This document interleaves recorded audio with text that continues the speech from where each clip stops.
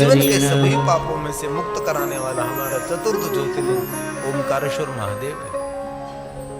एक बार नारद जी विंध्याचल को मिलने के लिए गए थे, तो नारद जी के सन्मुख विंध्याचल ने अपनी स्वयं की बड़ाई की, बहुत बड़ी बड़ी बात करने लगा, बहुत बड़ी बड़ी बात करने लगा।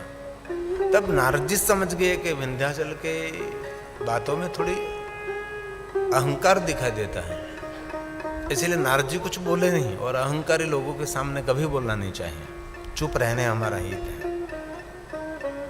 और नारद जी ने कह दिया कि विंध्याचल आप महान हैं, मैं जानता हूं, लेकिन आपको पता है सुमेरु जैसे आप महान नहीं। इसी समय विंध्याचल ने कहा, नारद जी मुझे कुछ मार्गदर्शन करें, मैं महान और श्रेष्ठ कैसे बन सकता हूं। नारद जी ने कहा कि विंध्याचल महानता तो महादेव की साधना से मिलेगी आपको, इसलिए नर्मदा के तट पर बैठकर ओमकार क्षेत्र में और मंदतापुरम में जाकर अब भगवान महादेव का आराधन करें। नारद जी ने सुंदर मार्गदर्शन किया और विंध्याचल मंदतापुरम में गया, माता नर्मदा के तट पर बैठकर कठिन उपासना साधना की और महादेव को प्रसन्न किया और प्रकट भी किया। और हाथ जोड़कर कहा, भगवान आपका दर्शन हुआ, जो मांगने की इच्छा थी अभी सब पूर्ण हो गए। एक शिव जी के दर्शन की विशेष महिमा है, जिनको महादेव मिले हैं उसने कुछ भी मांगा नहीं। भगवान महादेव जब राम जी को मिले थे तब राम जी को कहा कि प्रभु राम कुछ मांगो आप।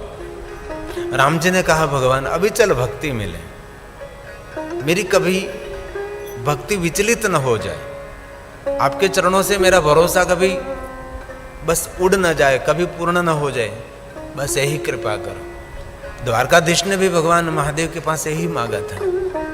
ऋषि पूछे, हरे भगति सुहाय।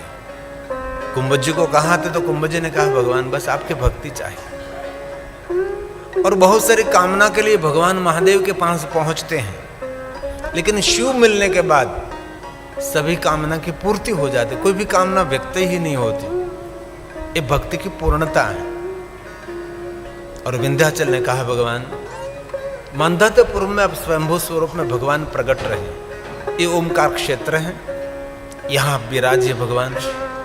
जो आपका कोई दर्शन करेंगे उसका सर्व मंगल होगा, जगत हित के लिए, लोक कल्याण के लिए आप मंदतापुरम में ही स्थित हो जाइए। और ये विंध्याचल की प्रार्थना से भगवान स्वयं मंदतापुरम में, एक तरफ माता कावेरी है, एक तरफ माता नर्मदा है, बीच में एक सुंदर तीर्थ है मंदतापुरम में। स्वयं भगवान महादेव जी स्वयंभू शिवलिंग रूप में वहां उपस्थित रहे और सुंदर ये शिवलिंग प्रकट हुआ। और उसके पहले दर्शन विंध्याचल पहाड़ ने, और उसने पहली पूजा की, और बाद में जितने ऋषि मुनि वहां रहते सबने भी तपस्या की, वहां उसका आराधन किया। क्रमशः बहुत सारे राजा महाराजाओं ने उसके पूजा अर्चन किए, सभी देवताओं ने इस शिवलिंग का पूजन किया है। ऐसा सुंदर इस शिवलिंग की महिमा है, जिनको हम ओमकारेश्वर महादेव कहते हैं।